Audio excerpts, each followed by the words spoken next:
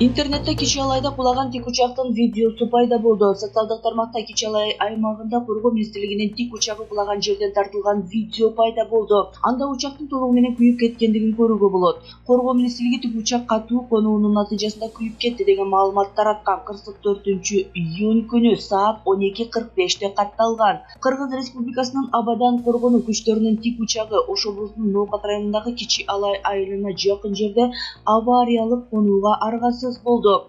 Саламаттык сактоо жана социалдык өнүктүрүү министрлигинин маалыматына ылайык, тик учакта өрттөн жабыркаган 14 адам Ош облустар аралык бириккен клиникалык ооруканасына жеткирилген. Анын ичинен ар кандай деңгээлде жаракат алган 5 жабырлануучу күйүк бөлүмүнө, бири травматологияга, 3-өө нейрохирургияга жаткырылды. Бир жабырлануучунун абалы оор, 4-өө орточо оор, 4-өө салыштырмалуу канааттандырарлык деп бааланат. Алгачкы медициналык жардамдан кийин жаракат алган 5 адам аскердик госпиталга которулган. Улукбек Маматаев чек ара чырынын башкы себеби Рахмондун тегереги көзөмөлдөгөн баңгизат болууда. Тажиктер Чоң Алайдагы талаштуу жерге контейнер орнотуп башташыптыр. Алар чек ара жабылып, наркотрафиктин жол буулуп калганы үчүн ушундай кадамга барып жатышабы же алардын максаты башкабы? Тажикстан мындай мамилени биринчи жолу кылып жаткан жок. Жакында эле бир топ келишимдерге эки тарап кол койгон. Ошого карабастан Тажикстандын кечээги кылып жаткан кылыгы акылга сыйбаган нерсе.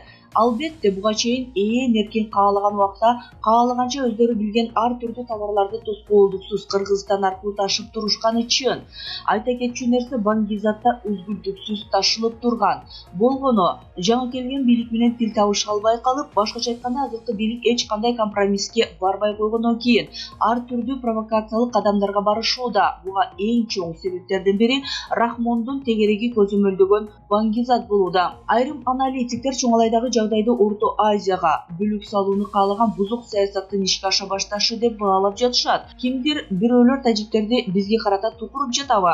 Орто Азия мамлекеттеринин арасында согуштун кимге кереги бар деп ойлойсуз? Албетте башкаларга салыштырмалуу орустарга көбүрөөк керек. Себеби ансыз да Орусия дүйнөлүк аренада аброю өтө төмөн түшүп кетти. Бул биринчи маселе. Экинчиси, Кыргызстанга келген жаңы бийлик Орусияны мурдагы президенттердей укпай жатканы да баарыбызга белгилүү. Орусиянын максаты Кыргызстанды колдон чыгып кетпесин деген максаттагы аракетин көрүп жаткан сайт. Ташиев жана Ятимовдун чек ара боюнча макулдашкан протоколу жарыяланды. Кыргыз өкмөтү чек араларды делимитациялоо жана демаркациялоо боюнча Тажикстан менен Кыргызстандын комиссиясынын биргелешкен билдирүүсүн жарыялады. Маалыматка ылайык, 5-июнда Карамык чек ара тилкесинде эки тараптын мамлекеттик комиссияларынын башчылары Камчыбек Ташиев менен Саймумин Ятимовдун жолукканы айтылат. Тараптар чек ара тилкесинде жаралган кырдаал тынчтык жолу менен чечилгенин билдирген. Жыйынтыгында төмөнкүдөй протоколго кол коюлду. Эки тарап тең чек ара постторун 3 чакырымга чейин артка тартып кетүү, аскер күчтөрүн, аскердик жабдууларды өзүнүн туруктуу жайгашкан жерине кайтаруу жана штаттык чек ара нарядын гана калтыруу. Бул тилкедеги жайтты колдонуу боюнча чечим кабыл алынды. Мамлекеттик чек арадагы бардык аракеттер тараптардын тең төрагалары менен алдын ала макулдашып жасалууга тийиш. Тараптардын чек ара наряды жүрүм-турум эрежелерин сактоо, жалпыга маалымдоо каражаттарына эки тарап макулдашкан гана маалыматтарды берүү, топографиялык жумушчу топтун жетекчилерине Кыргыз-Тажик чек арасынын номер 12, экинчи тилкесинин номер 12, 9 тилкесине чейин тактоо иштерин тез арада бүткөрүү тапшырмасы берилди. Чек аралаш жашаган элге түшүндүрүү иштерин жүргүзүү, тараптар түзүлгөн протоколдун ар бир пунктун дыккат сактоого макулдашты. Белгилей кетсек, 4-июнга караган түнү саат 03:00 чамасында Тажик тарап Чоң Алай районундагы Унжы-Булак аймагындагы такталбаган жерге 1000 метрге чейин кирип келип, контейнер кое баштаган. Ошол эле учурда тажик аскерлери автоунаа жана жеңил брондолгон техникалар менен топтолгону байкалган. Кыргыз өкмөтү муну менен буга чейин жетишилген Кыргыз-Тажик чек арасын делимитациялоо жана демаркациялоо иштери боюнча өкмөттөр аралык делегациясынын келишими бузулганын белгиледи. Бирок Тажикстандын тими аскердик наряд Тажикстандын өзүнүн аймагында буга чейин такталган эки тараптын биргелешкен протоколу менен макулдашылган жеринде турганын билдирүүдө. 4-июнда Ош облусунун Чоң Алай районуна караштуу Карамык, Жекенде, Каратейет, Шибе жана Чулук айылынын тургундарын эвакуациялоо башталган. Ал эми бүгүндөн тарта көчүрүлгөн эл кайра айылдарына жеткириле баштаган. Чек ара кызматы түн тынч өткөнүн кабарлаган. Ташиев чоң алайдагы чек ара маселеси боюнча сүйлөшүүлөр натыйжалуу болду. Кыргызстан менен Тажикстандын улуттук коопсуздук мамлекеттик комитетинин төрагалары Камчыбек Ташиев жана Саймумин Ятимовдун ортосундагы чек ара маселеси боюнча сүйлөшүүлөр натыйжалуу өткөн. Бул тууралуу Кыргыз Республикасынын УКМКсынын төрагасы Камчыбек Ташиев журналисттерге билдирди.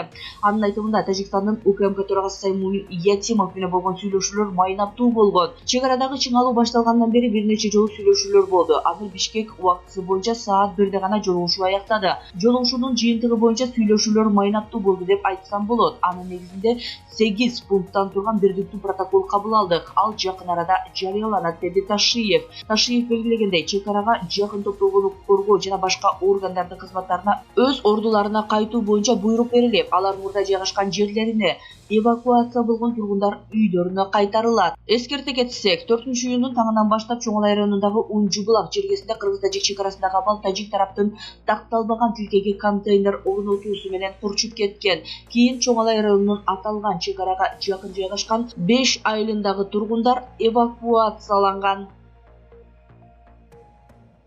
Темиров Лайф Кыргыз-Тажик чек арасындагы окуя тууралуу журналисттик иликтөө жарыялады. Болот Темиров баштаган иликтөөчү журналисттердин Темиров Лайф каналы 5-июнда Кыргыз-Тажик чек арасындагы 1 ай мурда болгон жаңжалды иликтеген видео иликтөө жарыялады.